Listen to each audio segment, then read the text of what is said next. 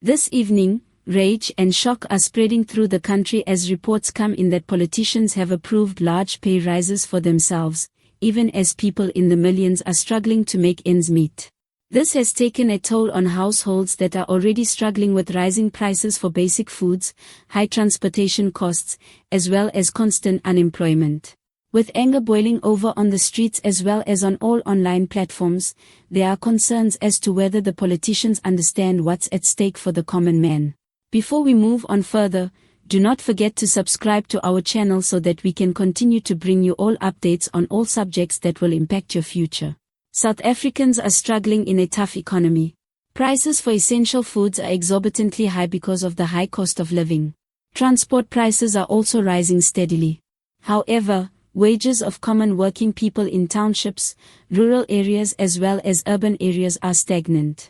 To make ends meet has become a challenge. It has become essential for parents to make do with little. For young people, job opportunities are limited. Seniors are cutting back on essential spending.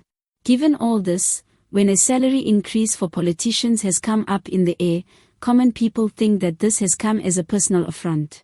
According to claims on doing the rounds on social media platforms, the salary hike has come as a major boost to elected representatives as well as senior officials. Those in their support indicate that a salary hike to elected representatives has come as a support measure against working in a tough environment. However, critics on all platforms are terming such a move unacceptable just because all this has come at a time when the economy has not shown any signs of improvement. This move has left common people stunned because at the end of all spending on their behalf by the elected representatives in South Africa, all in all, they are after their salary hikes. This move leaves a lot to be desired since at the end of all spending on their behalf by the elected representatives in South Africa, all in all, they are out to get their salary hikes. Despite this, public reluctance to support the increases remains high. For the citizenry, the question is not one of legality but whether this public service pay increase is morally defensible in a nation facing inequality and poverty. The reasons put forward so far are doing little to ease the public's anger and frustration. There has been a swift and vigorous reaction to the pay increases. Talk from the ranks to the boardroom is filled with expressions of frustration and incredulity. Social media is used to express these feelings in addition to stories from people's personal lives about their struggles and frustration with political privilege. Hashtags are used on these platforms to demand accountability and a freeze on pay increases. Such is the community of anger at this issue that these hashtags are gaining popularity. There is an urgent need for political commentators to advise against the profound failure to address this anger.